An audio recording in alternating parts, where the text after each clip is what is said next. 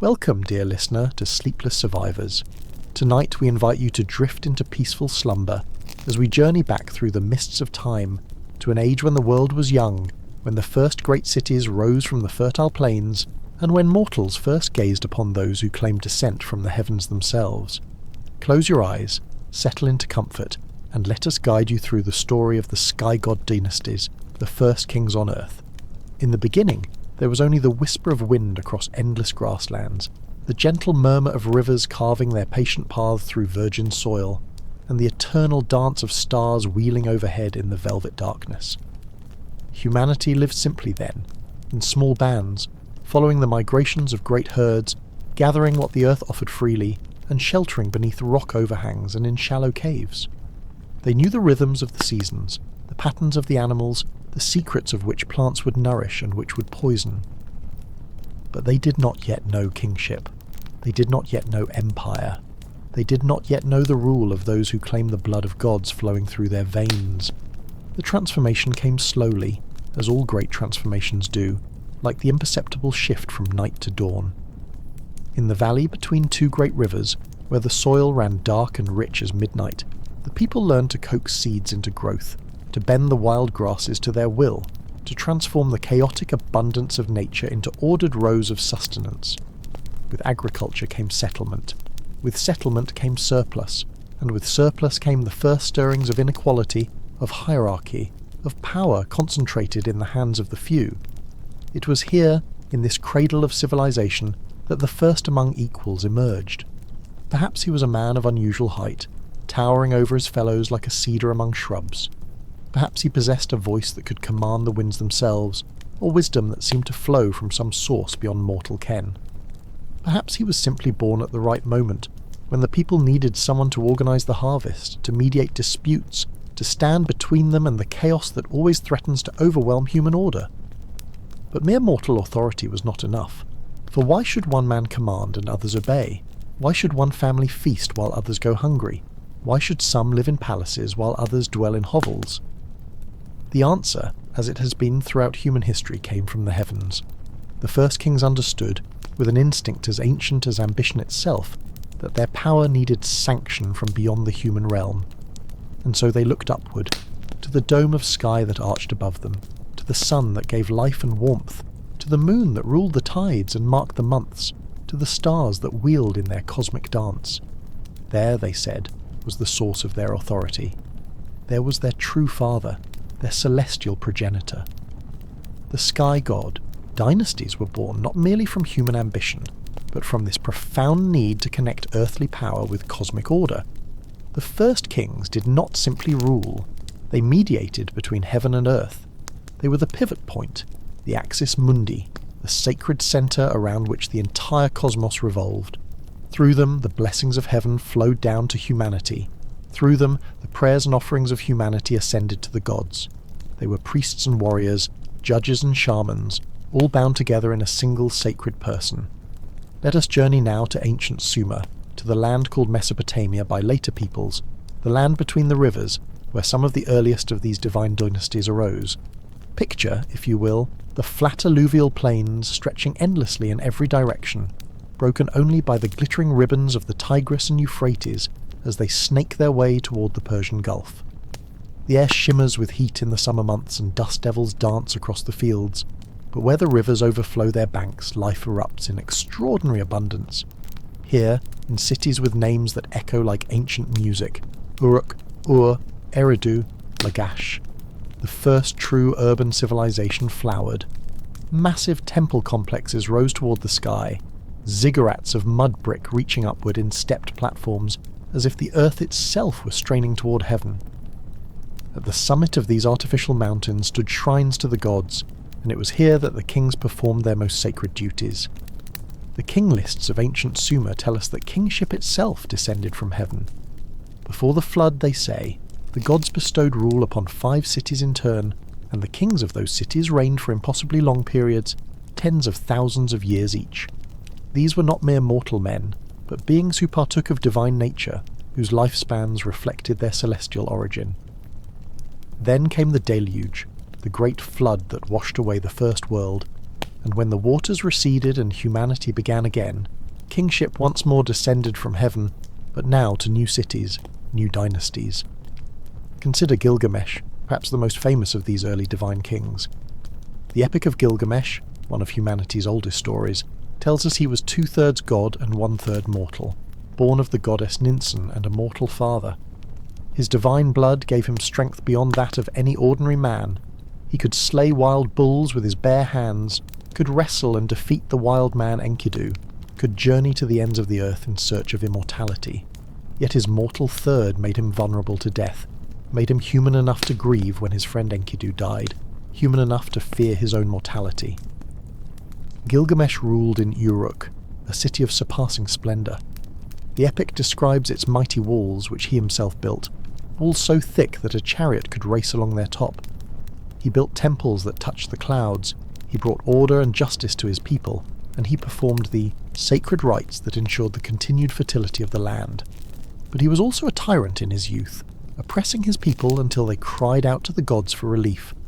This too is part of the pattern of the divine king, possessing great power and great responsibility, capable of both tremendous good and terrible excess. The marriage of heaven and earth was made literal in many of these early cultures through the sacred marriage ritual, the hieros gamos. Each year, at the turning of the seasons, the king would ritually marry the high priestess of Inanna, the goddess of love and war. This was no mere symbolic gesture, no dry ceremonial formality. Through this union, the fertility of the goddess was transferred to the land. The crops would grow, the flocks would multiply, the people would prosper. Without this ritual coupling of divine and mortal, of heaven and earth, chaos would return, the rivers would cease their beneficial flooding, and famine would stalk the land. As you lie here, drifting towards sleep, imagine the scene. Torchlight flickering on temple walls covered in cuneiform inscriptions. The scent of incense heavy in the air, the sound of drums and flutes echoing through the sacred precinct.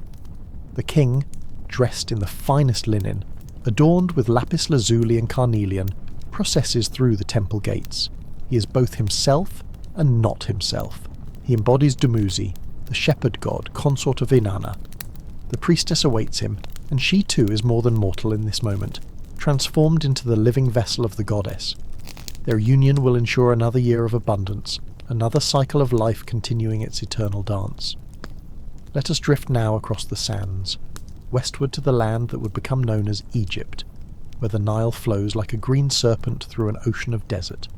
Here too arose a civilization of extraordinary sophistication, and here too the concept of divine kingship reached perhaps its most absolute expression. The pharaohs of Egypt were not merely descended from the gods, they were gods, living embodiments of Horus, the falcon-headed sky god, and destined to become Osiris upon their death. The relationship between the Egyptian king and the divine was intimate and immediate, in ways that even Mesopotamian kingship did not achieve. The pharaoh was the son of Ra, the sun god, who sailed across the sky each day in his solar bark. The morning sun was Ra being born, the evening sun was Ra growing old and descending into the underworld, only to be reborn again each dawn in an eternal cycle. The pharaoh participated in this cycle, ensuring through his very existence that the sun would rise, that the Nile would flood at the proper season, that Ma'at, the cosmic principle of truth, justice, and order, would prevail over Isfet, the forces of chaos and disorder. Picture the first dynasty, around 3,000 years before the Common Era.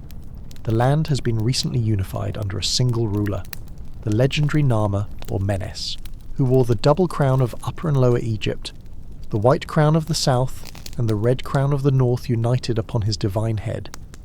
His name means the striker, or the one who establishes, and establish he did, a pattern of kingship that would endure for 3 millennia, longer than any other continuous political tradition in human history. The early pharaohs were buried in mastaba tombs at Abydos and Saqqara, rectangular structures of mud brick that would eventually evolve into the step pyramid and then into the true pyramid form. These were not mere graves, but machines for eternity, carefully constructed to ensure the king's safe passage through the dangers of the underworld and his eventual resurrection among the stars. The tombs were filled with everything the king would need in the afterlife: food and drink, furniture and clothing, weapons and jewellery, even servants, who in the earliest dynasties were sometimes sacrificed to accompany their master into death. But as you sink deeper into relaxation, consider what this meant for the living king, for the man who wore the divine office like a garment. From the moment of his coronation, perhaps even from his birth if he was the designated heir, he lived suspended between two worlds. He performed daily rituals in the temple, offering to the gods, reciting the sacred formulae that had been passed down through generations. He wore the false beard of divinity, even though as a god he should have needed no such symbol. He carried the crook and flail, the shepherd's staff and the threshing implement, symbolizing his role as the shepherd of his people and the one who separated the wheat from the chaff, the just from the unjust. The pyramid texts, inscribed on the walls of burial chambers during the 5th and 6th dynasties, give us a window into the theology of divine kingship. They speak of the king ascending to the sky, transforming into a star, joining the imperishable ones who circle the North Star, the axis of heaven. They describe him flying up as a beetle, as a bird, as smoke rising from incense. They tell of him boarding the solar bark with Ra, of him being nursed by celestial goddesses, of him taking his place among the gods as their equal, their companion, their brother. One passage speaks with particular beauty of this transformation. O king, you are this great star, the companion of Orion, who traverses the sky with Orion, who navigates the Duat with Osiris. You ascend from the east of the sky, being renewed at your due season and rejuvenated at your due time. Can you feel yourself ascending now, dear listener, as the boundaries of your body soften and blur? This is the gift of these ancient stories. They remind us that human consciousness has always sought to transcend its mortal limitations, to touch something eternal, something vast beyond imagining. The concept of the Sky-God Dynasties spread far beyond Mesopotamia and Egypt. In China, the earliest dynasties claimed the mandate of heaven, Tianming, which granted them the right to rule so long as they governed justly and maintained harmony between heaven, earth, and humanity. The Shang dynasty, emerging around 1600 years before the Common Era, practiced divination using oracle bones, inscribing questions on cattle scapulae and turtle shells, then heating them until they cracked. The patterns of the cracks were read as messages from the ancestors and the supreme deity, Shangdi, the Lord on high, who dwelt in heaven and oversaw the affairs of mortals. The Shang kings were intermediaries with this celestial realm. They performed elaborate sacrifices, sometimes of hundreds of animals at once, to honour their royal ancestors who now dwelt among the gods. These ancestors continued to influence events in the mortal world, and maintaining their favour through proper ritual was essential for the welfare of the kingdom. The king alone could perform the most important sacrifices, for only he had the mandate, the divine commission, to speak with heaven. When the Zhou dynasty overthrew the Shang around 1,000 years before the Common Era, they justified their rebellion through a refinement of the concept of heavenly mandate. Heaven, they said, granted its mandate to the virtuous, and withdrew it from the corrupt. The last Shang king had been cruel and dissolute, they claimed, and so heaven transferred its favour to the house of Zhou. This was a revolutionary idea, that the divine right to rule was conditional, that it could be lost through immoral behaviour, that heaven itself judged the actions of kings and could strip away their authority. This doctrine would echo through Chinese history, providing both the justification for rebellion and the foundation for stable government. Each new dynasty claimed that heaven had transferred its mandate to them because of the failings of their predecessors, and each dynasty eventually fell when later historians deemed that they too had lost the mandate through corruption, weakness, or tyranny. Let your breathing slow now, matching the gentle rhythm of these words as we journey to the ancient Americas, where the sky god traditions took on yet other forms. In Mesoamerica, the Maya, the Aztec, and their predecessors developed complex calendrical systems that linked the movements of celestial bodies with the lives of kings and the fate of nations. The ruler was the cosmic axis, the living embodiment of the world tree that connected the underworld, the middle world of humanity, and the celestial realm. Maya kings performed bloodletting rituals, piercing their tongues and genitals with stingray spines, letting their blood drip onto paper which was then burned. The smoke carried their sacrifice upward to the gods and ancestors. Through these acts of penance and offering, they maintained the cosmic order. They were intermediaries, their very blood serving as a bridge between heaven and earth. The iconography of Maya rulership, is rich with celestial symbolism. Kings are shown wearing enormous headdresses crowned with the Quetzal bird, symbol of the heavens. They sit upon jaguar thrones, the jaguar being associated with the sun during its nightly journey through the underworld. They carry the double-headed serpent bar, representing the sky itself, the ecliptic path along which the sun, moon and planets travel. In their person, they united all the levels of the cosmos. The Aztec Tlatoani, the speaker or ruler, was chosen by a council of nobles but was believed to be the representative of the gods on earth, particularly Huitzilopochtli, the solar war god. The famous sunstone, often misidentified as the Aztec calendar, actually depicts the 5 eras or suns that had existed before the current age. At its centre is the face of the sun god, and the entire cosmos revolves around this divine centre, just as Aztec society revolved around the person of the Tlatoani. The Inca of South America took a slightly different approach. The Sapa Inca, the unique or supreme Inca, was considered the son of Inti, the sun god.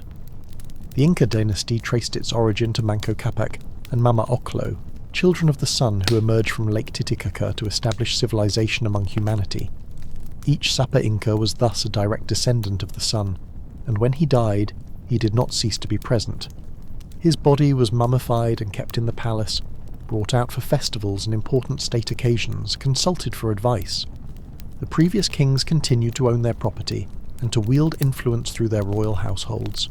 Death did not end the rule of the Sky God King, it merely transformed it. As you drift deeper into tranquility, imagine the high Andes, where the air is so thin that every breath must be carefully measured. The sun blazes with particular intensity at this altitude, and you can understand why these people saw it as the source of all life, all power, all royal authority. The Sapa Inca processes through Cusco, the navel of the world, carried on a golden litter, his face shielded from the common gaze by a fringe of red wool adorned with gold tubes. No one may look directly upon him, for his person is too sacred, too charged with divine energy. He is the sun on earth, and to gaze upon him unprepared would be like staring into the face of the sun itself. Even in Europe, echoes of the Sky-God Dynasty persisted long after the ancient world had passed away. The Roman emperors claimed descent from Venus through Aeneas and his son Iulus, ancestor of the Julian clan.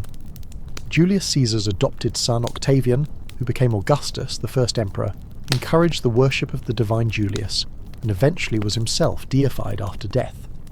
The imperial cult spread throughout the Roman world, with temples erected to the divine emperors, where incense was burned and prayers offered. The emperor was Pontifex Maximus, the greatest bridge builder, the one who connected the human and divine realms. When Constantine converted to Christianity in the 4th century, the concept transformed but did not disappear.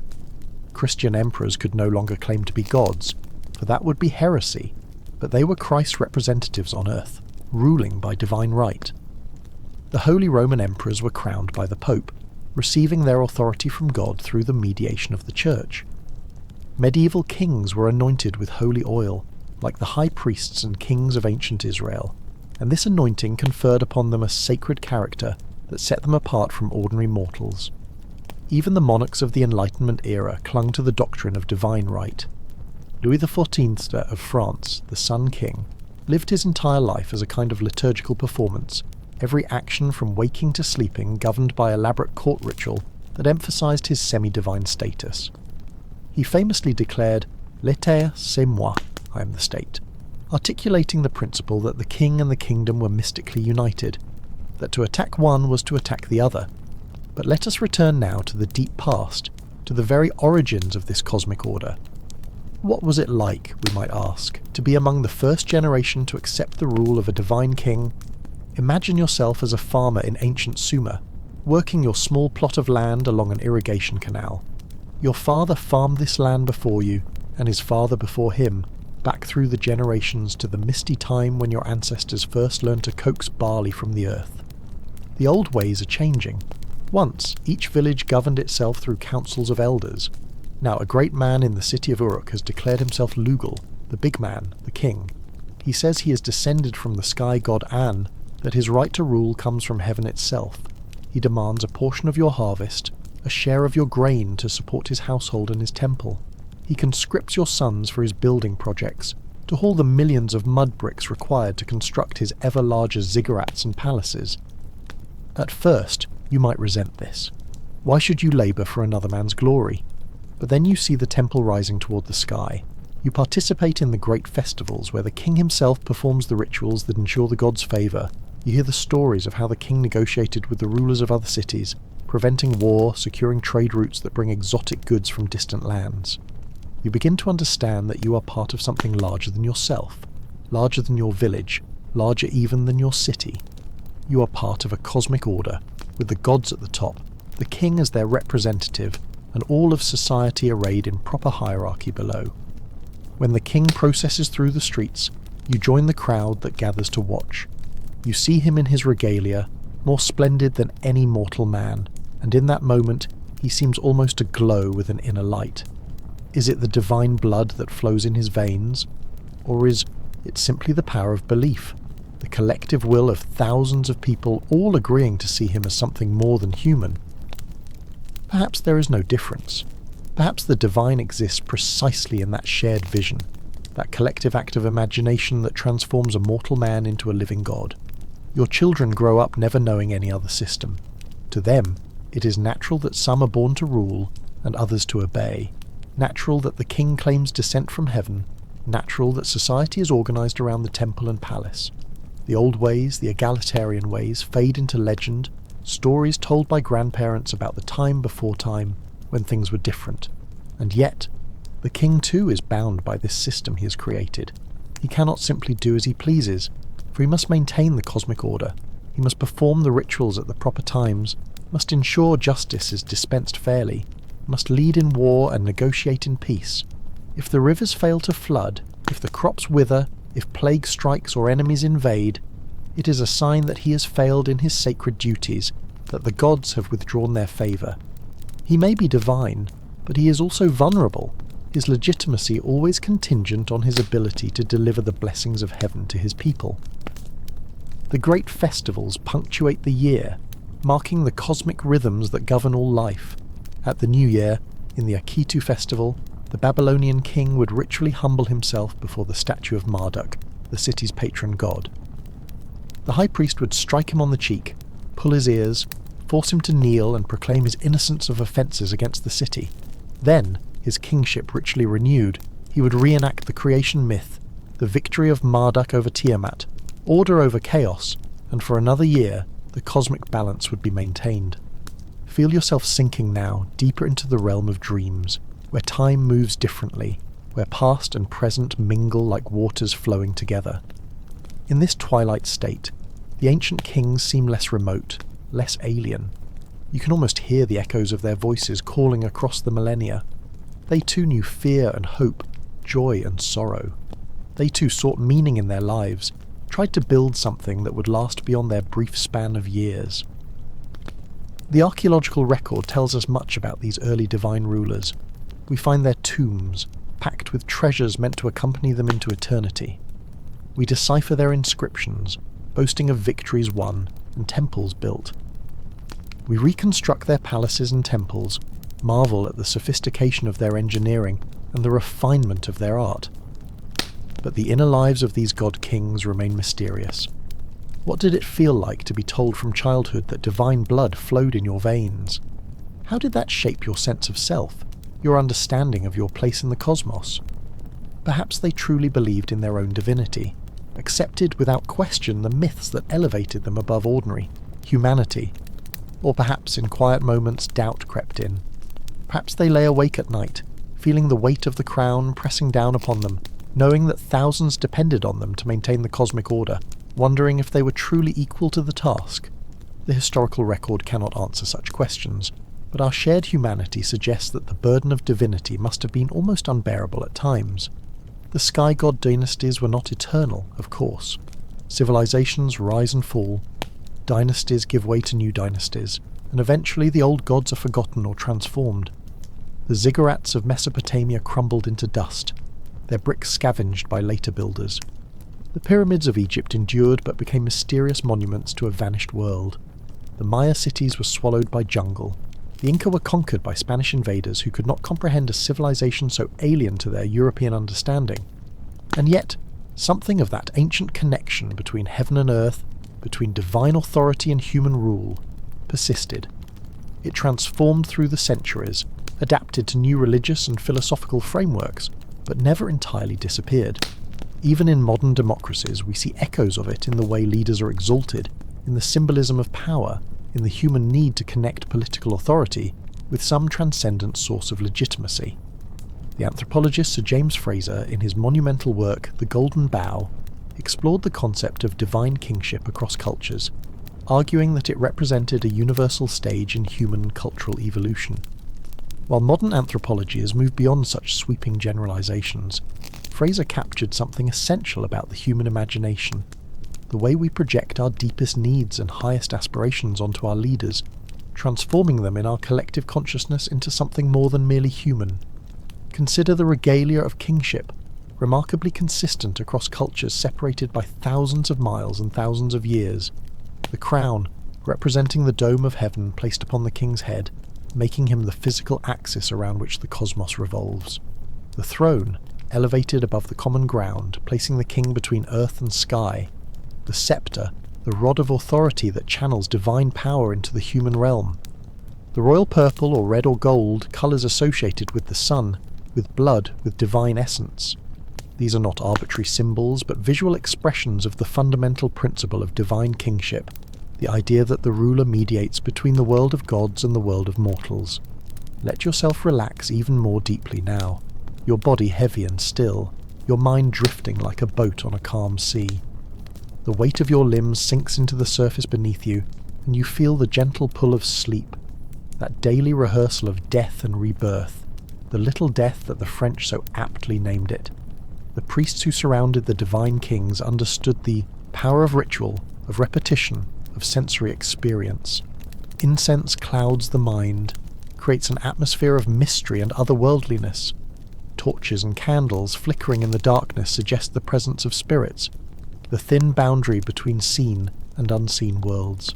The rhythmic chanting of prayers, repeated until words lose their ordinary meaning and become pure sound, pure vibration. The taste of ritual foods, the wine or beer drunk in communion with the gods. Every sense engaged, the entire being caught up in the performance of the sacred. In this heightened state of consciousness, miracles seemed possible. The king's blessing could heal the sick, his curse could blight crops or strike down enemies. His mere presence sanctified a place or an event. Was this superstition mere trickery and suggestion? Or was something else at work, something we have lost in our disenchanted age, an understanding of consciousness as participatory, of reality as shaped by collective belief and ritual action? The Bronze Age collapse around 1200 years before the Common Era saw the fall of many of the great Near Eastern civilizations. The Hittite Empire vanished almost overnight. Mycenaean Greece fell into a dark age. Egypt entered a period of decline and foreign domination. The great trade networks that had linked the civilized world contracted or disappeared entirely. Cities were abandoned, populations decreased, literacy was lost in many regions. Yet even in this time of catastrophe and transformation, the institution of divine kingship persisted, adapted, transformed but never entirely extinguished. New peoples, new dynasties arose, and they too claimed the mandate of heaven, dressed themselves in the regalia of cosmic authority, performed the ancient rituals that connected heaven and earth. The Neo-Assyrian Empire, rising from the ashes of the Bronze Age collapse, created perhaps the most militaristic of all divine monarchies. The king was the representative of Asher, the supreme god, and his primary duty was to expand the realm of order at the expense of chaos, to bring the rebellious peoples of the earth under Assyrian control. The royal inscriptions are filled with accounts of conquests, of cities destroyed, of populations deported, all framed as the working out of divine will through the agency of the god-king. Yet even these warrior kings understood their cosmic role. They built libraries and botanical gardens, collected omens and astronomical observations, patronized artists and craftsmen. The famous library of Ashurbanipal at Nineveh contained thousands of cuneiform tablets, preserving the literature and learning of Mesopotamia. The king boasted not only of his conquests, but of his literacy, his ability to read the ancient texts, to understand the secrets of heaven and earth. As you journey deeper into sleep, imagine the great library, the clay tablets carefully arranged on wooden shelves, each one inscribed with ancient wisdom, medical texts, and mathematical tables, hymns and prayers, omens and incantations, myths and legends. Here is preserved the accumulated knowledge of 3,000 years of civilization, the gift of the gods to humanity, maintained and protected by the divine king. The Persian Empire that eventually conquered the Assyrians and Babylonians brought a new religious vision, but maintained the essential elements of divine kingship. Cyrus the Great claimed to be chosen by Ahura Mazda, the supreme deity of Zoroastrianism, to bring order and justice to the world. The Behistun inscription of Darius then shows him receiving kingship directly from Ahura Mazda, who hovers above in the form of a winged disc. The message is clear: Darius rules by divine right. His authority comes from heaven itself. The Achaemenid kings called themselves King of Kings, emphasizing their supremacy over the many subject peoples and petty rulers who acknowledged Persian overlordship. Yet they also portrayed themselves as shepherds of their peoples, as bringers of justice and order. The royal inscriptions tell us again and again that the great king establishes order, suppresses rebellion, ensures that the strong do not oppress the weak. Is this propaganda, the self-serving claims of tyrants?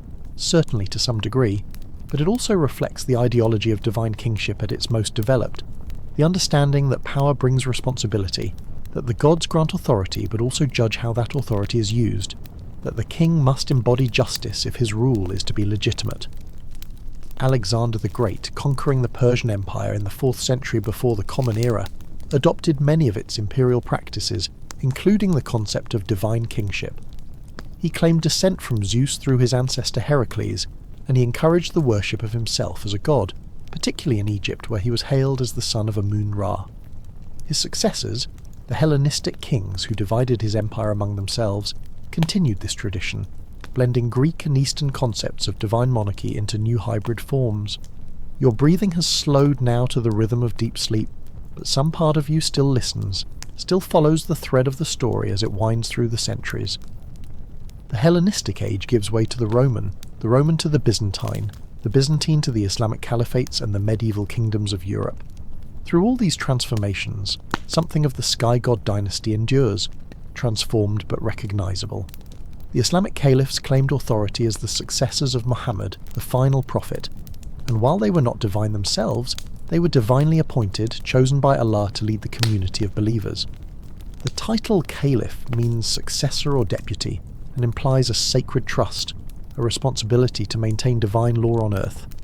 The great Abbasid caliphs in Baghdad portrayed themselves as the shadow of God on earth, the executor of divine will in the human realm. In the Christian kingdoms of medieval Europe, kings were anointed with holy oil, a ritual borrowed from the Old Testament tradition of anointing priests and kings.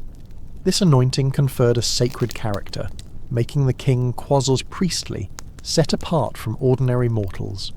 He could work miracles, particularly the healing of scrofula through the royal touch, a practice that continued in England and France into the 18th century. He ruled by divine right, answerable to God alone, not to his subjects. The regalia of these Christian kings deliberately echoed biblical and ancient precedents. The Holy Lance, supposedly the spear that pierced Christ's side, became part of the imperial regalia of the Holy Roman Empire. The crown of thorns, purchased by Louis IX of France, was housed in the specially built Sainte-Chapelle, a reliquary in architectural form. The stone of Scone, upon which Scottish kings were crowned, was believed to have been the pillow of Jacob when he saw the ladder reaching to heaven. Every object connected the king with sacred history, with the cosmic drama of salvation.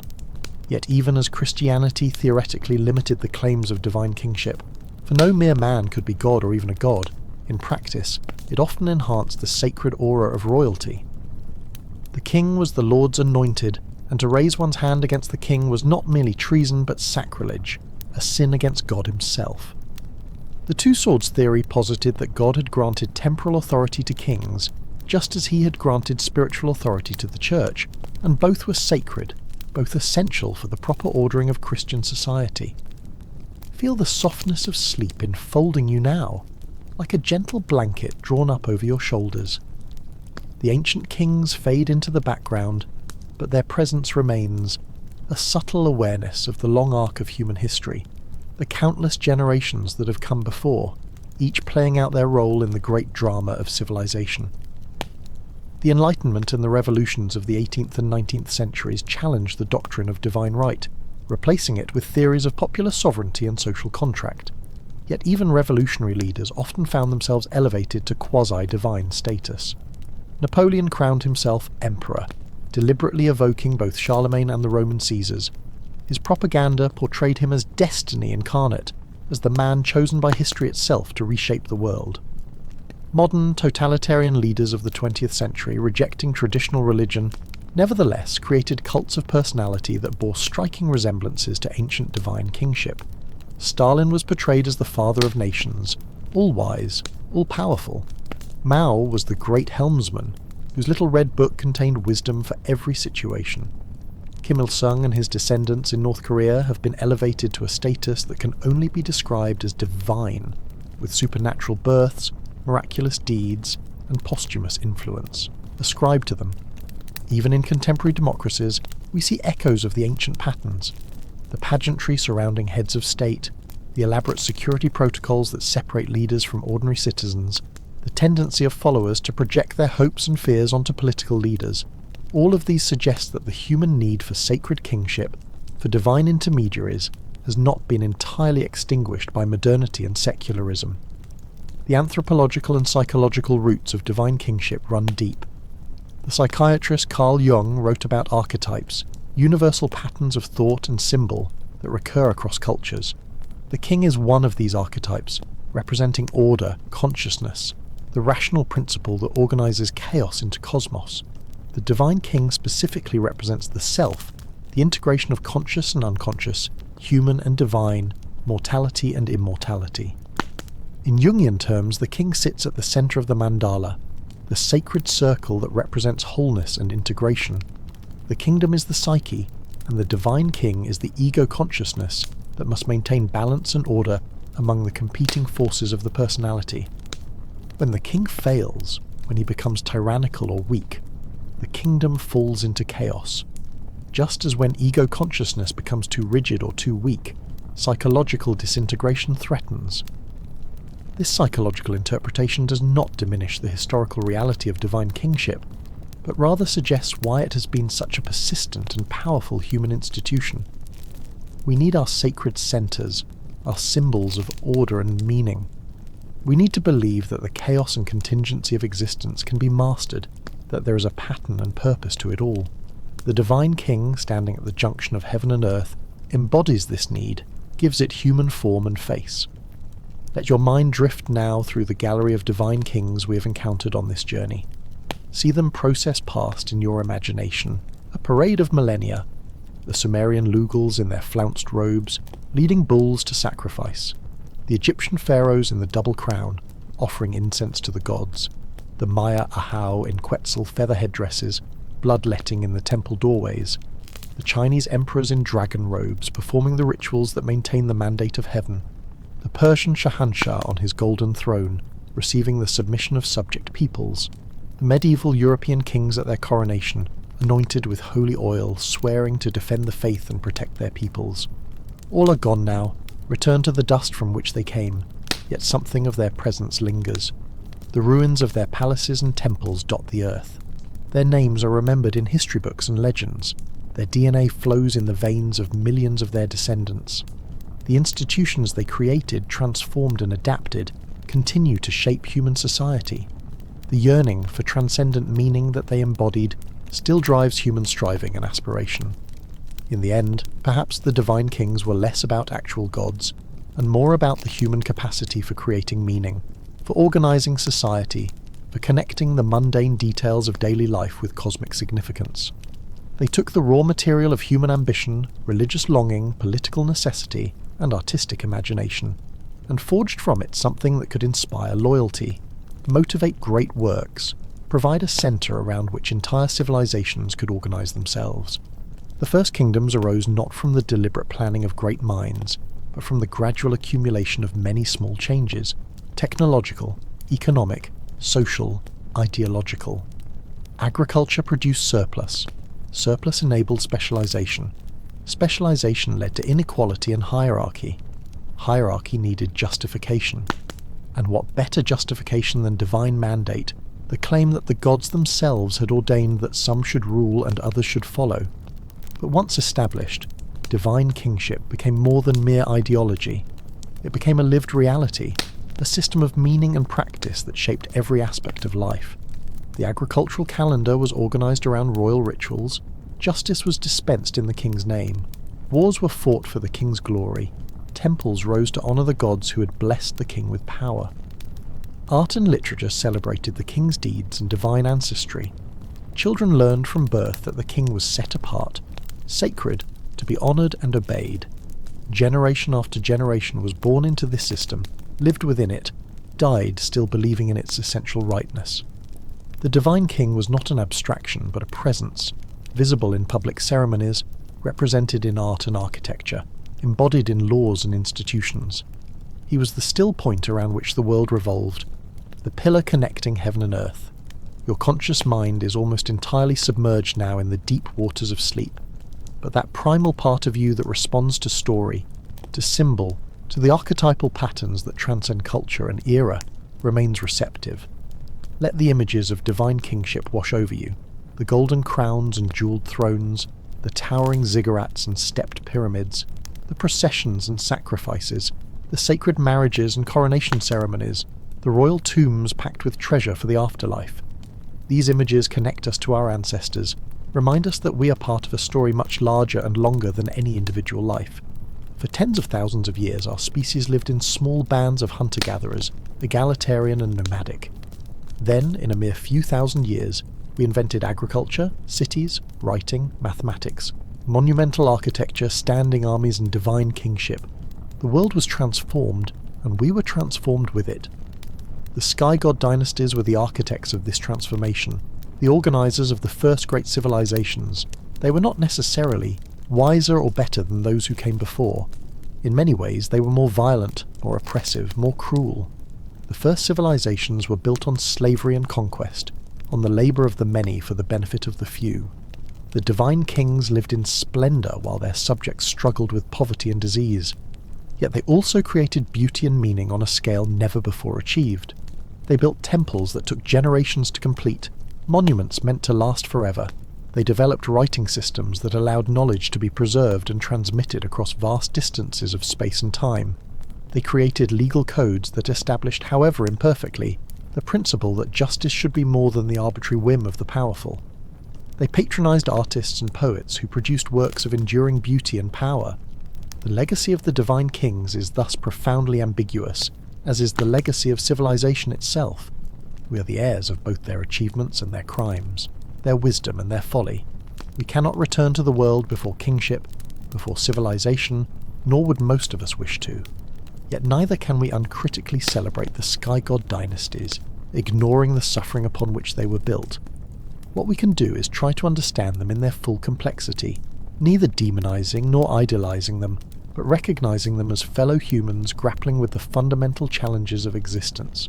How to create order from chaos, how to find meaning in mortality, how to build something larger than the self that might endure beyond one's brief span of years. The divine king believed he was creating eternity, building monuments and establishing dynasties that would last forever. In a sense, he succeeded. The pyramids still stand after 4,000 years. The name of Gilgamesh is still known after 5,000 years. The epic of the sky, God Dynasties, still resonates, still speaks to something deep within the human psyche. But in another sense, he failed, utterly. The dynasties ended, the kingdoms fell, the gods were forgotten. The proud monuments became ruins, puzzles for archaeologists to decipher. The names of most kings vanished into oblivion, remembered by no one. The cosmic order they worked so hard to maintain proved fragile, subject to the same entropy that claims all human creations. Perhaps that is the final lesson of the Sky-God Dynasties, that nothing human lasts forever, that all our works, however grand, are built upon sand, that time's ocean eventually washes everything away, yet also that the attempt to create meaning and beauty and order is worthwhile nonetheless, that the struggle against chaos and mortality defines what it means to be human, that we must build our monuments and tell our stories even knowing they will not endure. You're deeply asleep now, your conscious mind at rest. your body still and relaxed, your breathing slow and even. But your dreaming mind is active, processing the days, experiences, consolidating memories, generating the strange scenarios and symbols that characterize dream consciousness. Perhaps you dream of ancient kings and lost cities, of ziggurat temples reaching towards starry skies, of coronation ceremonies and sacred marriages. Or perhaps your dreams take you elsewhere entirely, to the landscapes of your personal unconscious, the unfinished business of your own life. Either way, you're participating in the same mystery that fascinated the ancient world, the mystery of consciousness transcending its normal boundaries, of the self-dissolving and reforming, of little deaths and rebirths that mirror the great cycle of mortality and perhaps immortality. The Sky-God Dynasties arose in part from humanity's first attempts to grapple with this mystery, to create rituals and symbols and stories that could contain and express the overwhelming reality of consciousness confronting its own existence and inevitable extinction. The Ziggurat Temple was, among other things, a map of consciousness, the underworld below, the earthly realm at ground level, and the celestial realm above. The king, moving between these levels, performing rituals at each, embodied the integration of the whole, the momentary conquest of the fragmentation that normally characterizes human experience. In the sacred rites, the boundaries dissolved. The king became the god became incarnate, heaven and earth married, order and chaos achieved temporary balance, and for that moment, existence made sense, fit into a pattern, revealed its meaning. Of course, the moment passed, the ritual ended, the boundaries reasserted themselves, the king descended from the temple heights and returned to the mundane world of politics and power, of taxation and warfare, of competing interests and impossible demands. The cosmic order was always provisional, always requiring renewal, always threatened by the return of chaos. This is why the rituals had to be repeated year after year, generation after generation. The sacred marriage must be consummated each spring to ensure fertility. The New Year festival must reenact creation to ensure another year of existence. The coronation ceremony must be performed for each new king to legitimate his rule. The offerings must be made daily to keep the gods favourably disposed. Neglect any of this, and the whole edifice might come crashing down. The priests understood this, even if the common people did not. They guarded the sacred knowledge, passed down the ritual texts and astronomical calculations that made the system work. They taught each new generation of kings what they must do, how they must perform their role as cosmic mediator. Without the priests, divine kingship could not have functioned. Yet the priests themselves derived their authority from the king, who granted them wealth and status in exchange for their legitimation of his rule. It was a symbiotic relationship, mutually reinforcing, but also potentially unstable if either party tried to claim too much power at the expense of the other. In some cultures, priest and king were the same person, roles united in a single sacred individual. In others, they were separate but closely linked, bound together in the maintenance of cosmic order. Sometimes the priests dominated the kings, controlling them through their monopoly on ritual knowledge and divine favour. Sometimes the kings dominated the priests, reducing them to servants of state policy. The balance shifted back and forth across the centuries, responding to changing circumstances and the personal abilities of individuals. But whether priest-dominated king or king-dominated priest, the fundamental structure remained, a sacred hierarchy with the divine at the top, flowing down through the king and/or the priesthood, to the nobility, then to the common people, and finally to slaves and foreigners at the bottom. This hierarchy was not seen as arbitrary or unjust, but as reflecting the natural order of the cosmos, the way things had been established by the gods at creation, the pattern that must be maintained if the world was to continue. Modern egalitarian ideals make us uncomfortable with such rigid hierarchy, such stark inequality. We want to believe that all people are created equal, that no one is inherently superior to anyone else, that social position should be based on merit and achievement rather than birth. These are noble ideals, and hard-won through centuries of struggle against the kind of sacred hierarchy we have been describing. Yet we should be cautious about projecting our values backward onto the ancient world. The people who lived under the Sky-God Dynasties did not generally see themselves as oppressed. They believed in the system, accepted its premises, found meaning and purpose within it. When they rebelled, it was usually not against the principle of divine kingship itself, but but against a particular king who had failed to fulfill his sacred duties, who had lost the mandate of heaven through incompetence or tyranny. The system worked in its own terms for thousands of years. It created the first civilizations, enabled the development of writing and mathematics and architecture and art. It motivated the construction of monuments that still amaze us with their scale and sophistication. It preserved knowledge and transmitted it across generations. It created frameworks of law and justice that, however imperfect, were better than the arbitrary violence of the strong dominating the weak. Was it the best possible system?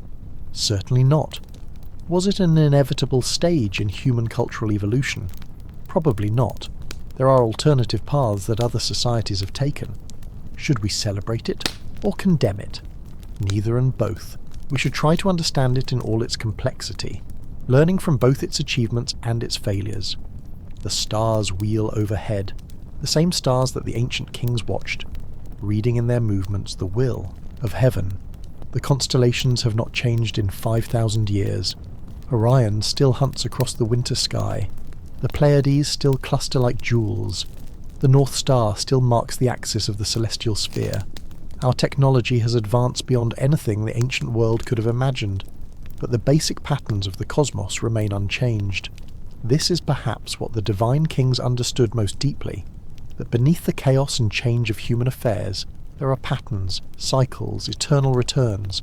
Day follows night, follows day. Season follows season, follows season.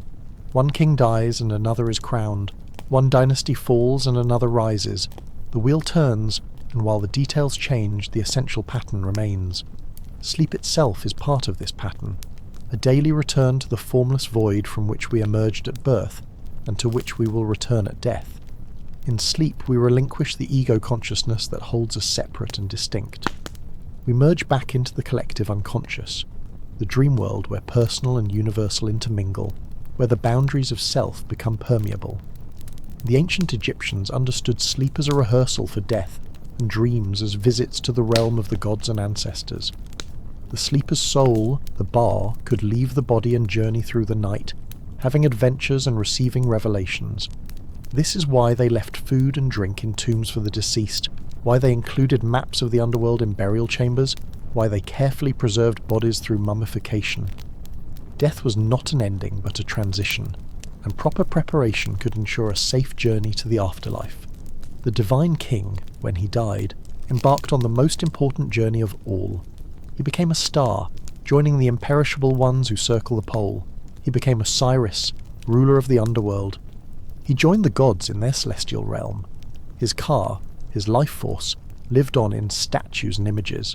His name, carefully preserved in inscriptions and recited in offerings, ensured his continued existence in the beyond. Maintenance of the royal cult was thus essential. As long as offerings were made and names were spoken, the deceased kings continued to exist, continued to influence events in the mortal world, continued to receive honour and glory. To let the cult lapse, to allow the name to be forgotten, was true death. The second death from which there was no return, annihilation complete and final. This belief system seems strange to us, perhaps even absurd. Yet it speaks to profound human needs, the need to believe that our lives have lasting significance, that we are more than ephemeral sparks of consciousness that flare briefly and then wink out forever, that love and accomplishment and struggle have meaning beyond the moment. The divine kings tried to secure immortality through monuments and cults, through names inscribed in stone and images carved in temples. They succeeded to a remarkable degree. We still know their names, still marvel at their monuments, still tell their stories. But the immortality they achieved is not what they imagined. They live on not in the afterlife realms of their various mythologies, but in the collective memory of humanity, in the archaeological record, in the texts that scholars painstakingly translate and interpret.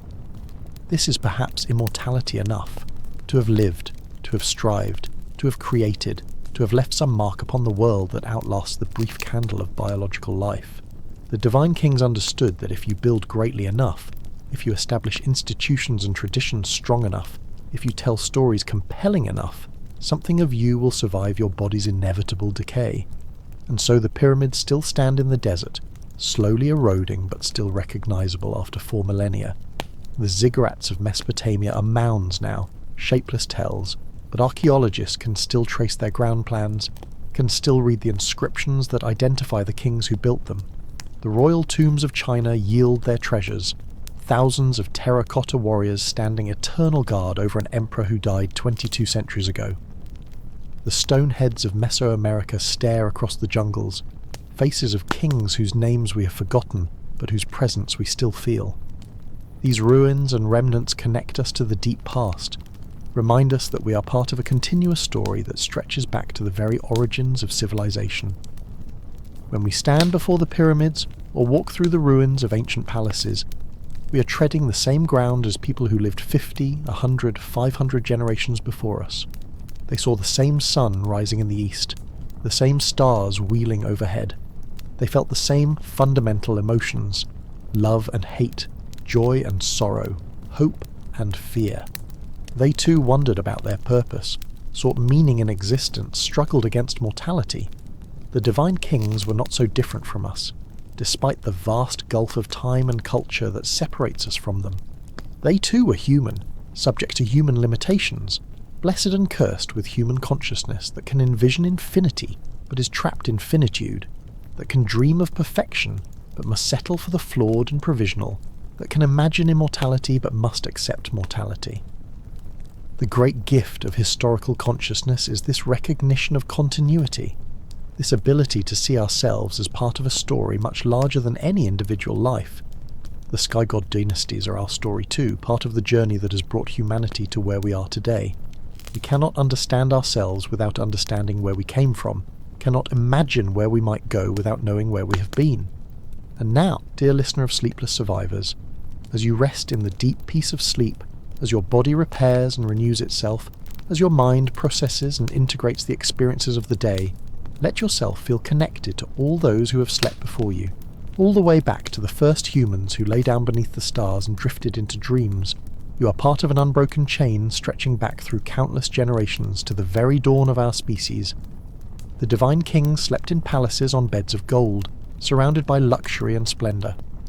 The common people slept in mud brick houses or reed huts, on simple mats or piles of straw. But in sleep, all were equal, all returned to the same source, all journeyed through the same landscape of dreams. The king might wear a crown while waking, but in sleep he was just another human being, subject to the same mysteries, travelling the same dark roads of the unconscious. Perhaps this is the ultimate meaning of the Sky-God Dynasties. Not that some are divinely ordained to rule while others must obey, but that we are all participants in something larger than ourselves, all playing our parts in the great cosmic drama, all sacred in our essence, even if not all are sacred in our social roles. The divine king was not better than his subjects, only different, fulfilling a different function in the social organism, bearing burdens his subjects did not bear even as he enjoyed privileges they could not access. In the end, all the kings died, just as all their subjects died. The divine blood in their veins did not prevent death, did not grant physical immortality. The elaborate death cults and massive tombs could not hold back entropy, could not reverse the one-way arrow of time. The mummies crumbled, the dynasties ended, the empires fell. Nothing lasted, everything passed away. And yet here we are, still telling their stories, still moved by their achievements, still grappling with the questions they raised. Questions about power and legitimacy, about meaning and transcendence, about mortality, and the possibility of some kind of continuation beyond death. The divine kings are gone but not forgotten, and perhaps that is a kind of victory, a kind of immortality after all. Sleep well now, rest deeply, and may your dreams carry you to places of wonder and peace. The Sky-God Dynasties rose and fell like waves on the ocean of time, each one unique yet each participating in the same eternal patterns. And you too are a wave on that ocean, rising briefly into individual existence before falling back into the vastness from which you came. This is not cause for despair, but for wonder, for in your brief moment of consciousness, you too partake of the divine, you too are sacred, you too are a miracle of complexity emerging from simplicity, of order arising from chaos, of meaning flowering in a universe that might otherwise seem cold and purposeless. The ancient kings sought to build monuments that would last forever, but the greatest monument is consciousness itself, the extraordinary fact that the universe has produced beings capable of reflecting on their own existence, of creating art and beauty and meaning, of caring about something beyond mere survival. The Sky-God Dynasties, whatever their faults and limitations, recognized this and tried to honor it, tried to create structures of meaning grand enough to match the grandeur of consciousness itself. The silence of the ancient world wraps around you now like a velvet cloak, soft and encompassing, drawing you deeper into the realm where waking thoughts dissolve, and the boundaries between past and present become permeable as morning mist. Let us continue our journey through time, exploring further the magnificent and terrible legacy of those first divine rulers who shaped the destiny of civilizations. Consider the moment of transition, that pivotal instant when a society moved from chiefdom to kingdom, from the rule of first among equals to the absolute authority of the divine monarch. This was not a single moment, of course, but a process that unfolded over generations, each step seeming small and reasonable at the time, each innovation building upon what came before, until finally a threshold was crossed and there was no going back to the old ways. Imagine a village council meeting in ancient Mesopotamia, perhaps 6,000 years ago, when the great transformation was still underway. The elders gather to discuss the coming season's planting, the distribution of water from the irrigation canals, disputes between families over land and livestock. They have always made these decisions collectively, through discussion and consensus, honouring the wisdom of age and experience. But the world is changing. The village has grown larger, the decisions more complex. Neighbouring communities have begun to organise under strong leaders, and there is fear that without similar organisation, the village will be vulnerable to raids and conquest. Trade networks are expanding, requiring someone to negotiate with distant merchants, to establish terms and ensure agreements are honoured. The irrigation system is becoming more elaborate, demanding careful coordination of labour and maintenance. One man stands out in these discussions. Perhaps he is unusually eloquent, able to persuade others to his point of view. Perhaps he has demonstrated courage in defending the village from raiders. Perhaps he has skills in divination, able to read the will of the gods in the flight of birds or the patterns of smoke. Perhaps he simply has the force of personality that makes others naturally defer to his judgment. The elders begin to turn to him more and more often, asking his opinion first, accepting his suggestions without much debate. His family grows wealthy from gifts given by those seeking his favour. His house becomes larger, more elaborate, distinguished from the common dwellings. His sons are taught special knowledge, prepared to take his place when he passes. Without anyone quite deciding to do so, the village has created a hereditary leadership position. The next generation goes further. The leader's son, inheriting his father's position, claims that his authority comes not merely from human agreement but from divine favour. He has dreams, he says, in which the gods speak to him directly, granting him wisdom beyond mortal ken. He performs elaborate rituals that his father never performed, publicly demonstrating his special relationship with the divine realm. He begins to demand tribute rather than accepting gifts, framing it as an offering to the gods that he, as their representative, administers on their behalf. His son goes further still. He builds a temple that dominates the village, employing craftsmen and artists to create images of the gods and their chosen representative on earth, himself. He claims descent from the gods, saying that his great-grandfather was sired by the Sky God himself, which explains the family's extraordinary qualities of leadership. He institutes festivals in which his divine status is celebrated, rituals in which the entire community participates, reinforcing through repetition and spectacle the new cosmic order. Within 3 or 4 generations, what was once a council of equals has become a divine monarchy. The old people tell stories about the time before kings, but the young people cannot imagine living any other way. The social order has been naturalized, made to seem inevitable, the way things have always been and must always be. This process repeated itself across the ancient world, with variations depending on local circumstances, but following a recognizable pattern. Leadership concentration, ideological justification through religion, architectural manifestation of power, ritualization of authority, hereditary succession. These are the building blocks of divine kingship, assembled in different sequences and combinations, but ultimately producing similar results. The archaeological record shows us the physical traces of this transformation. we can trace the emergence of monumental architecture, buildings whose scale far exceeds any practical purpose, designed instead to inspire awe and demonstrate the power of the ruler. We can see the concentration of wealth in elite burials, the dead accompanied by treasures and sometimes by sacrificed servants.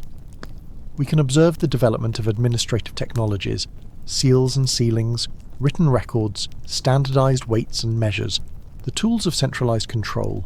We can identify fortifications and weapons that speak to organized warfare and the need to defend or expand the king's domain. But the internal, subjective experience of this transformation remains largely hidden from us. We cannot easily access the thoughts and feelings of those who lived through it, who saw their world reorganize itself around new principles of hierarchy and authority. Did they experience it as loss, the erosion of ancient freedoms and traditional ways of decision-making? Or did they experience it as progress, the emergence of order from chaos, the achievement of security and prosperity through strong leadership, probably both depending on one's position in the emerging hierarchy? Those who became the kings and nobles no doubt felt themselves elevated, chosen by the gods for special favour, entrusted with sacred responsibilities. Those who became the commoners and slaves likely had more mixed feelings, balancing the benefits of protection and organisation against the costs of subordination and exploitation. The creation myths that emerged from these early kingdoms often encoded this ambiguity. They speak of a golden age in the past when gods and humans lived together, when food was abundant without labour, when death did not exist. Then came a fall, a separation, the introduction of hard work and mortality. Yet from this fallen state arose civilization, with all its arts and achievements. The message is mixed. We have lost something precious, but we have gained something valuable. The divine kings position themselves as managers of this ambiguous legacy, maintaining as much of the golden age as possible in a fallen world. The Epic of Atrahasis, an ancient Mesopotamian text, tells of the gods creating humans to do the work that the lesser gods had grown tired of doing. Humanity is thus conceived as a servant class from the very beginning, created to labour for the benefit of higher beings. Yet the text also shows the gods as dependent on humanity. Without human offerings and worship, the gods would starve. There is a symbiotic relationship, a mutual need, even if the power balance is vastly unequal. This myth provided a template for understanding the relationship between kings and subjects. Just as humans serve the gods, so subjects serve the king. Just as the gods need human worship, so the king needs the labour and loyalty of his people. It is not a relationship of equals, but neither is it entirely one-sided.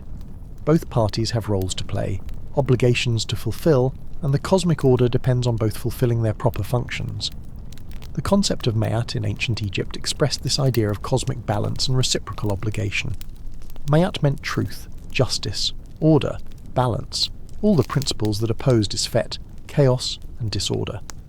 The pharaoh's primary duty was to uphold Ma'at, which meant not just performing the proper rituals but also ensuring justice in human affairs. The king was powerful, but he was not arbitrary. He was bound by Ma'at just as much as his subjects were, and if he violated Ma'at, he undermined his own legitimacy. The wisdom literature of ancient Egypt emphasizes this theme repeatedly. The instructions of Ptahhotep, dating to the Old Kingdom, advises officials to act with justice and restraint, to avoid oppressing the weak, to speak truth even when it is uncomfortable. The king is expected to embody these virtues at the highest level. He is judged not just by his power, but by his righteousness. Of course, the reality often fell short of the ideal. Kings were human, subject to human failings, greed, cruelty, pride, lust. The historical record is full of tyrannical kings who used their divine authority to justify oppression rather than to promote justice. The gap between ideology and practice was sometimes vast, yet the ideology itself mattered. It provided a standard against which kings could be judged, a framework for criticism and resistance. When a king violated Ma'at, or lost the mandate of heaven, or failed to perform his sacred duties, he opened himself to challenge. Rebellions and coups were justified not as attacks on the institution of divine kingship, but as necessary corrections, removing an unworthy incumbent to replace him with someone who would properly fulfill the sacred role. This is why succession was always such a critical and dangerous moment. When a king died, the cosmic order hung in the balance. Would the succession be smooth, the transfer of divine authority unambiguous? Or would rivals emerge, each claiming to be the true heir, the one genuinely favoured by the gods? Civil wars and dynastic struggles often erupted at these moments of transition, as competing claimants fought to establish their legitimacy. The coronation ceremony was designed to resolve this uncertainty, to publicly and unmistakably transfer divine authority from the old king to the new. These were among the most elaborate rituals in any ancient society, carefully scripted performances involving priests and nobles, symbolic objects and sacred spaces, oaths and anointings and acclamations. Nothing was left to chance. Every gesture, every word, every object had significance, contributing to the transformation of a mortal man into a divine king. Consider the coronation of an Egyptian pharaoh. The ceremony took place in the great temple at Memphis or Thebes, in the presence of the highest nobles and priests of the realm. The new pharaoh, having completed the funerary rituals for his predecessor, now stepped forward to receive his own divine office. He was first purified, washed with holy water, anointed with sacred oils. This removed any impurity, any trace of common mortality, preparing him to receive the divine spirit. Then came the investiture with the royal regalia, the double crown of Upper and Lower Egypt, the crook and flail, the false beard of divinity, the uraeus serpent on his brow. Each object transformed him, added another layer of sacred power, until the mortal man was completely obscured by the divine king. The high priest spoke the words that had been spoken at every coronation since time immemorial, words that connected this king to all the kings who had come before, back to the first pharaoh who united the two lands. The nobles and officials prostrated themselves, acknowledging the new divine presence before them.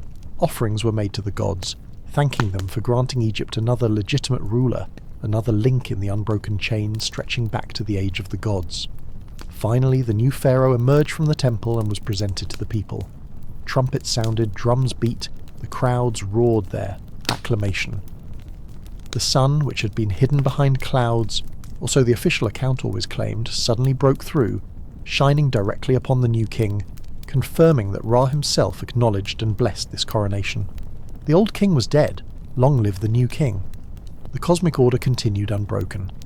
Similar coronation rituals existed in every culture that practiced divine kingship, each with its own particular details, but all serving the same fundamental purpose: to mark the transition, to transfer the sacred power, to establish the legitimacy of the new ruler beyond question. These were not empty ceremonies, but essential acts that sustained the entire social and cosmic order. The regalia itself, those physical objects that symbolize royal authority, were imbued with immense power. They were not just symbols, but were believed to actually contain divine power, to be semi-divine objects in their own right. The crown was not merely a hat, but a sacred vessel that channeled divine authority into the person who wore it. To steal or damage the regalia was not just theft, but sacrilege, an attack on the cosmic order itself. Some cultures believed that the regalia had been given directly by the gods at the beginning of time. The imperial regalia of Japan, for instance, consists of 3 sacred treasures: a mirror, a sword, and a jewel that, according to Shinto tradition, were given by the sun goddess Amaterasu to her grandson Ninigi when he descended from heaven to rule the earth. These objects have been passed down through the imperial line for more than 2,000 years, each emperor receiving them at his accession, tangible proof of the unbroken connection between the current emperor and the divine progenitors of the dynasty. The Holy Roman emperors were crowned with regalia that included the Spear of Destiny, believed to be the lance that pierced Christ's side at the crucifixion, and various relics of saints and martyrs. These objects connected the emperor not just to God, but to the sacred history of Christianity, making him not just a political ruler, but a participant in the drama of salvation. Even in cultures that did not practice divine kingship in the full sense, rulers understood the power of regalia and ritual. The crown jewels of England, the coronation of the Pope, the inauguration of an American president, all involve carefully choreographed ceremonies and symbolic objects that set the leader apart, that mark the assumption of special authority and responsibility. But let us return to the ancient world, to the full flowering of divine kingship in its most absolute forms. The power of the divine king was theoretically unlimited, for how could there be limits on one who embodied the will of the gods? Yet in practice all kings face constraints: the physical limitations of communication and transport, the resistance of powerful nobles who had their own bases of support, the threat of foreign invasion, the possibility of revolt if oppression became too severe. The wise king understood these practical limitations and worked within them, using the ideology of divine kingship to maximize his authority, while avoiding actions that would provoke organized resistance. The foolish king believed his own propaganda, thought himself truly omnipotent, and often came to grief as a result. The ancient texts are full of warnings to kings about the dangers of hubris, of overreaching, of forgetting that they are merely human despite their divine status. The Mesopotamian kings were told that they ruled at the pleasure of the gods, who could withdraw their favour at any moment. The Chinese emperors were reminded that the mandate of heaven was conditional on virtuous rule. The Egyptian pharaohs were taught that they would be judged after death by Osiris, their hearts weighed against the feather of Maat, and if found wanting, they would be devoured by Amit and cease to exist. These were not idle threats, but serious beliefs that shaped royal behaviour, at least sometimes. Kings who wanted to be remembered well, who hoped for favourable judgment in the afterlife, who sought to avoid divine wrath in this life, had reason to moderate their behaviour, to act with at least some restraint and consideration for their subjects. The palace complex was the physical manifestation of divine kingship, a sacred space set apart from the ordinary world.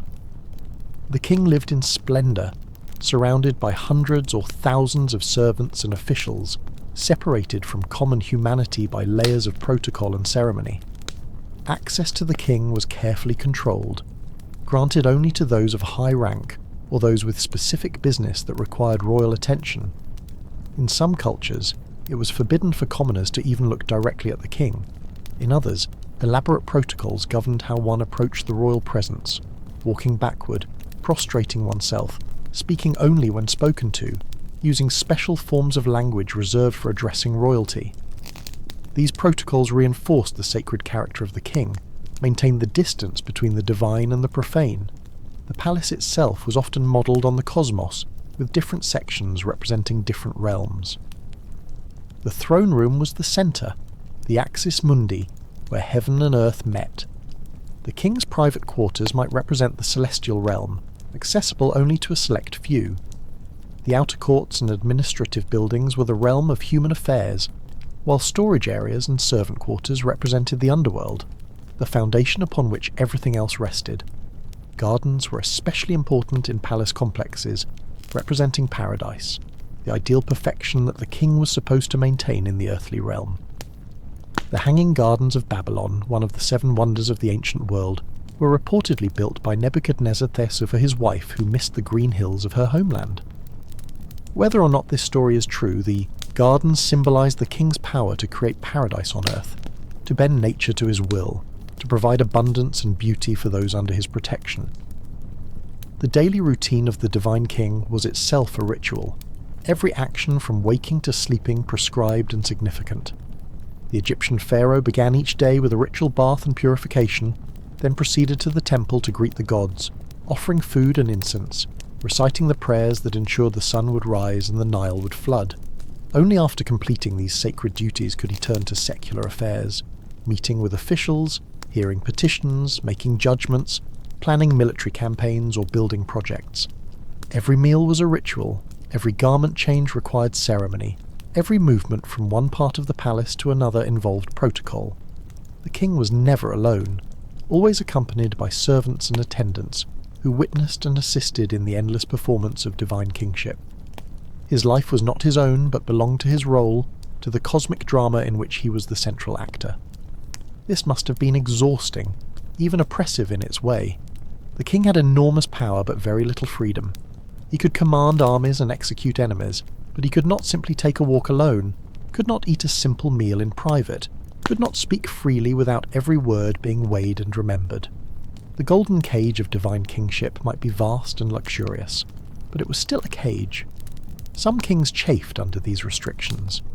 The Egyptian pharaoh Akhenaten attempted a religious revolution, replacing the traditional pantheon of gods with worship of a single deity, the Aten or sun disk. This was partly a theological innovation, but it was also an assertion of personal authority, an attempt to break free from the constraints of tradition and priestly power. After his death, his reforms were reversed, his monuments defaced, his name struck from the king lists, a fate worse than death in Egyptian belief, for it meant he was denied existence in the afterlife. Other kings embraced the role completely, losing themselves in the performance, becoming the mask they wore. They genuinely believed in their own divinity, internalized the ideology so completely that they could not distinguish between their human self and their divine role. Perhaps this was easier, less psychologically taxing than maintaining the awareness that it was all a performance, that beneath the crown and the false beard, you were just a mortal man who would eventually die like everyone else. The royal harem was another feature of many divine kingships, though not all. The king might have dozens or hundreds of wives and concubines, partly to ensure an heir, but also as a display of wealth and power, and sometimes as a political tool to cement alliances with noble families or foreign powers. Each wife who bore a son created a potential claimant to the throne, which could be either a strength, ensuring succession even if some heirs died, or a weakness, creating rivalry and potential civil war. The mothers of princes often wielded considerable power, especially if their sons had good prospects of inheriting the throne. They formed factions within the palace, scheming against rivals, building networks of supporters, sometimes even ordering assassinations of competing heirs. The politics of the harem could be as dangerous as the battlefield, and many a king's fate was determined not by military valour or administrative skill, but by the outcome of palace intrigues. Queen mothers held a special position in many divine monarchies. The mother of the reigning king often served as a chief advisor, wielding power that was both informal, based on her relationship with the king, and formal, based on her position as mother of the divine ruler. In some cultures she had her own court, her own income, her own sphere of authority. She might act as regent if the king was a minor, and sometimes continued to exercise significant influence even after he reached adulthood. Royal women in general occupied an ambiguous position. They were close to power, sometimes wielding real authority, but they were also constrained by gender ideologies that generally subordinated women to men. A few women managed to become rulers in their own right: Hatshepsut in Egypt, who ruled as pharaoh not queen; Uzetian in China, who established her own dynasty; several powerful queens in Mesopotamian city-states. But these were exceptional cases, and often controversial even in their own time. The succession of a female to the throne challenged the gender ideology that usually associated masculine power with cosmic order. How could a woman embody the divine king, a role so thoroughly gendered masculine in most mythologies? The few female rulers who succeeded usually did so by either adopting masculine imagery and regalia. Hatshepsut is depicted in some reliefs wearing the false beard and masculine clothing of a pharaoh, or by claiming special divine favour that transcended normal gender categories. The children of the king growing up in the palace were trained from birth for their future roles. The heir apparent received intensive education in statecraft, warfare, ritual performance, and court protocol. He studied the classics, learned multiple languages, practiced with weapons, observed his father performing royal duties. His education was designed to transform him from a boy into a king, to instill the knowledge and bearing required for divine rulership. Younger sons had more ambiguous prospects. They might be assigned to military or administrative positions, giving them useful work while keeping them away from the succession. They might be married off to foreign princesses to cement alliances. They might enter the priesthood, or they might simply live as wealthy idlers, enjoying palace luxuries but without real power or purpose. Some accepted this fate. Others plotted to overthrow their elder brother and seize the throne for themselves. Royal daughters were typically married off to consolidate alliances, their bodies serving as diplomatic tools to bind together kingdoms and prevent warfare. A princess sent to marry a foreign king carried with her not just herself, but the prestige and power of her father's kingdom. She might become queen in her new home, might bear the next generation of rulers, might serve as a channel of communication and influence between her birth kingdom and her adopted one. These marriages could be lonely and difficult. The princess left everything familiar, her family, her language, her customs, to live in a strange land among strangers. She might be honoured and well treated, or she might be neglected or mistreated if her father's power waned. The Amarna letters, diplomatic correspondence from the 14th century BCE, include several letters from foreign kings complaining that princesses sent to Egypt disappear into the royal harem and are never heard from again, their families unable to determine if they are even still alive. Yet some royal women thrived in these circumstances, using their position as bridges between kingdoms to build real power. They maintained correspondence with their birth families, provided intelligence about their adopted kingdom, influenced their husbands' policies. A few became powers behind the throne, effectively ruling through their husbands or sons. The education of royal children included not just practical skills, but also indoctrination into the ideology of divine kingship. They were taught the myths and legends of their dynasty's divine origins, the rituals and ceremonies they would need to perform, the proper attitude of sacred authority mixed with sacred responsibility. They learned that they were special, chosen by the gods, destined for greatness, but also that they had duties and obligations that ordinary people did not bear. This must have been a strange and conflicting message to internalize. You are superior to everyone else, but you must serve everyone else. You have absolute power, but you're absolutely bound by tradition and ritual. You're divine, but you will die like any mortal. The psychological impact of growing up with these contradictions must have been profound. Some royal children apparently internalized a sense of genuine sacred calling, believing deeply in their divine mission and striving to fulfill it with honor and integrity. Others became cynical, seeing the ideology as a useful fiction that justified their wealth and power but had no deeper reality. Still others were crushed by the weight of expectations, unable to live up to the impossible ideal of the divine king, succumbing to various forms of excess or escapism. The bureaucracy that surrounded the divine king was essential to the functioning of the state. The king could not personally oversee every aspect of governance in a large kingdom: agriculture and trade, justice and defence, building projects and religious ceremonies, taxation and record-keeping. He needed officials, a hierarchy of administrators who could carry out royal policy throughout the realm. These officials derived their authority from the king, acting in his name, executing his will.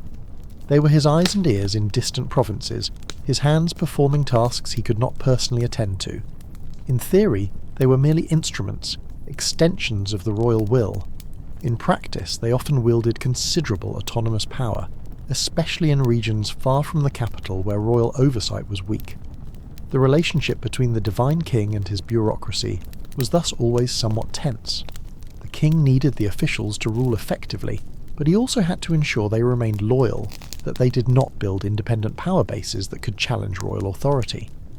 Officials needed royal favour to advance their careers, but they also had to maintain their own networks of clients and supporters to be effective in their roles. Smart kings cultivated their bureaucracies, rewarding loyal and effective service, creating opportunities for advancement, balancing different factions against each other to prevent any single official or family from becoming too powerful. They also established systems of checks and balances, multiple officials with overlapping responsibilities who would watch and report on each other, ensuring that no one could easily deceive or betray the king. The development of writing was crucial to this administrative project. Written records allowed kings to track tax revenues, to maintain records of laws and judgments, to send orders to distant provinces with confidence they would be accurately transmitted, to preserve important information across generations. The palace archives contained thousands of tablets or scrolls documenting every aspect of governance. Scribes, the masters of writing, formed a special class within the bureaucracy. They were highly educated, trained in the complex writing systems of the ancient world: cuneiform in Mesopotamia, hieroglyphics in Egypt, characters in China. They enjoyed high status and good incomes, for their skills were rare and valuable. Many scribes came from scribal families, the knowledge and skills passed from father to son across generations. The scribal schools taught not just the mechanics of writing, but also mathematics, literature, law, and administration. A well-trained scribe could read and write in multiple languages, could calculate complex mathematical problems, could compose official documents in proper form, could interpret ancient texts. He was an intellectual, though his learning was practical rather than philosophical, oriented toward the needs of administration rather than abstract speculation. Yet the scribes were also custodians of culture, preservers of the literature and learning of their civilization. The great libraries of the ancient world, Ashurbanipal's, library at Nineveh, the library at Alexandria, the imperial libraries of China, were created and maintained by scribes. They copied old texts to preserve them, compiled new texts to expand knowledge, created catalogues to organize information. Without them, almost nothing of ancient literature and learning would have survived. The military was another pillar of a divine kingship. The king was typically the supreme military commander, leading his armies in person in major campaigns. Military success was essential to royal prestige. A king who could not defend his realm, or who suffered humiliating defeats, risked losing the mandate of heaven. Conversely, great military victories proved divine favour, demonstrated that the gods fought on the king's side. The royal inscriptions of ancient kings are filled with accounts of military campaigns, often exaggerated but reflecting the central importance of warfare to royal ideology. Kings boasted of enemies slain, cities conquered, tribute extracted. They depicted themselves as mighty warriors, trampling their foes, standing victorious over piles of enemy dead. These images served both to intimidate enemies and to reassure subjects that their divine king was strong, capable of protecting them from external threats. The reality of ancient warfare was brutal and horrifying. Battles were chaotic melees of hand-to-hand combat, thousands of men hacking at each other with bronze or iron weapons until one side broke and fled. The wounded received little medical care and often died from infected wounds. The defeated might be enslaved or massacred. Cities that resisted were sometimes destroyed utterly, their populations killed or deported, their buildings razed, salt sown in their fields so nothing would grow. The Assyrian kings were particularly notorious for their cruelty, boasting in their inscriptions of impaling defeated enemies, of creating pyramids of severed heads, of skinning alive those who rebelled against Assyrian rule. These atrocities served a purpose. They were meant to terrorize subject peoples into submission, to make rebellion seem futile and suicidal. Yet they also reveal something about the nature of power in the ancient world, how utterly disposable human life could be to those who wielded authority. Not all divine kings were warmongers, of course. Some pursued policies of peace and diplomacy, seeking to secure their realms through alliances and trade rather than conquest. But even peaceful kings had to maintain strong militaries as a deterrent and had to be prepared to fight if threatened. The ancient world was dangerous and only the strong survived. The army itself was a cross-section of society. The common soldiers were usually peasants conscripted for campaigns, given basic training and equipment, led into battle by professional warriors and nobles. They fought because the king commanded it, because failure to serve might result in punishment, because military service might lead to booty and glory. Many never returned home, killed in battle or dying from disease during campaigns. The officer class came from the nobility, young men trained from childhood in the arts of war.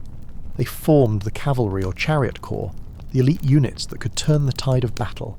They expected to distinguish themselves in combat, to win honours and rewards, to advance their family's status through military achievement.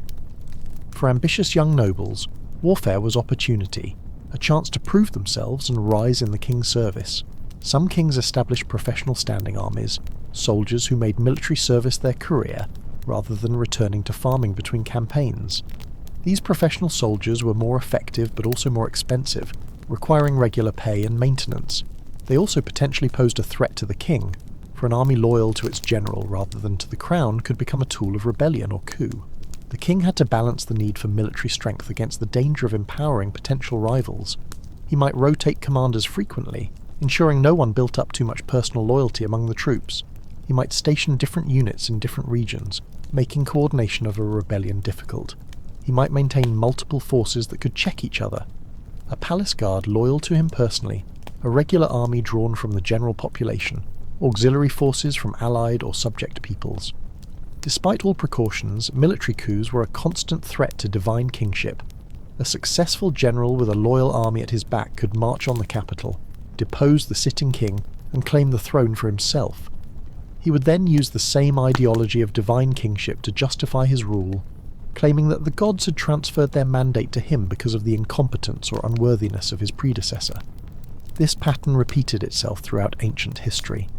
Dynasties rose from military commanders who seized power, ruled for several generations, then fell to new military commanders who repeated the cycle.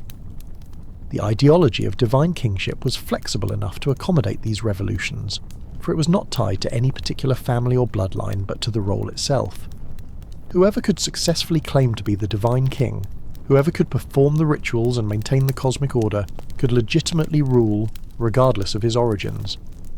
The relationship between the divine king and the gods he claimed to represent or descend from was complex and multifaceted. In polytheistic systems there were many gods, each with their own domains and personalities, and the king had to maintain good relations with all of them, not just his particular patron deity. He built temples to all the major gods, appointed priests to serve them, ensured their festivals were celebrated and their rituals performed. The gods were believed to be real, active forces in the world, capable of blessing or punishing humanity based on how they were treated. If the gods were pleased, if they received proper worship and offerings, they would grant prosperity, victory, health, fertility. If they were displeased, if they were neglected or offended, they would send drought, plague, defeat, disaster. The king's job was to keep the gods happy, to maintain the cosmic balance that ensured divine favour. This was a heavy responsibility. Natural disasters or military defeats were interpreted as signs of divine displeasure, and the king might be blamed for failing to properly maintain the relationship with the gods. He might have to perform special rituals of propitiation, might have to consult oracles to determine what the gods wanted, might even have to offer himself as a sacrifice if the situation was desperate enough, though usually a substitute would be found to die in the king's place. The gods themselves were often depicted as divine kings ruling in heaven, with the same hierarchies and court structures as earthly kingdoms. The supreme god, Anu or Enlil in Mesopotamia, Ra or Amun in Egypt, Zeus in Greece, Jupiter in Rome, ruled over the other gods much as the earthly king ruled over his subjects. The divine court in heaven was the model for the royal court on earth, and earthly kingship was understood as a reflection or microcosm of divine kingship in heaven. This created a kind of cosmic resonance, where events in heaven influenced events on earth and vice versa. When gods fought in heaven, wars erupted on earth. When gods mated, the earth became fertile. When gods judged, kings judged. The two realms were interconnected, and the divine king stood at the junction point, the mediator who kept them in proper relationship. Oracles and divination were crucial technologies for understanding the will of the gods. Kings regularly consulted oracles before major decisions, seeking divine guidance about whether to go to war, whom to appoint to important positions, when to begin building projects, how to respond to threats or opportunities. Different cultures had different methods of divination, examining the livers of sacrificed animals in Mesopotamia, interpreting dreams in Egypt, casting lots, or consulting the I Ching in China, reading the flight of birds in Rome. These oracles were taken very seriously. Kings might postpone or cancel plans if the omens were unfavourable, believing that to proceed in the face of divine disapproval would be to court disaster. Of course, the priests who interpreted the omens wielded considerable influence, and the line between genuinely reading divine will and manipulating the king for political purposes was often blurry. Prophets and visionaries sometimes arose to challenge kings, claiming direct revelation from the gods that contradicted royal policy. These individuals could be dangerous to the established order, for if people believed their claims, they could undermine royal authority. Kings had to decide whether to co-opt these prophets, incorporating them into the royal apparatus, or to suppress them as threats. The biblical prophets of ancient Israel often challenged kings, calling them to account for injustice and idolatry, claiming to speak with authority that superseded even royal authority. This tension between prophetic and royal authority reflected a fundamental question in divine kingship. Who had the more direct, more authentic connection to the divine realm? The king, by virtue of his sacred office and performance of rituals, or the prophet, by virtue of personal revelation and charismatic authority? Different cultures resolved this tension in different ways, but it was always potentially destabilizing. Temples were the other great institutions of power in divine kingships, alongside the palace. In some cultures, temples owned vast estates, employed thousands of people, accumulated enormous wealth from offerings and trade. The priesthood formed a separate hierarchy parallel to the civil bureaucracy, with its own internal structure, its own career paths, its own bases of power. The relationship between temple and palace varied. In some systems, the king was also the high priest, uniting religious and political authority in a single person. In others, the roles were separate, creating potential for conflict between priestly and royal power. In still others, there were multiple temples to different gods, each with its own priesthood, and the king had to balance between them, ensuring none became too powerful while maintaining good relations with all. The great temple complexes were cities within cities, with their own walls and gates, their own workshops and storage facilities, their own agricultural lands worked by temple servants and slaves. They functioned as economic centres, manufacturing goods, lending money, storing grain in times of surplus to distribute in times of shortage.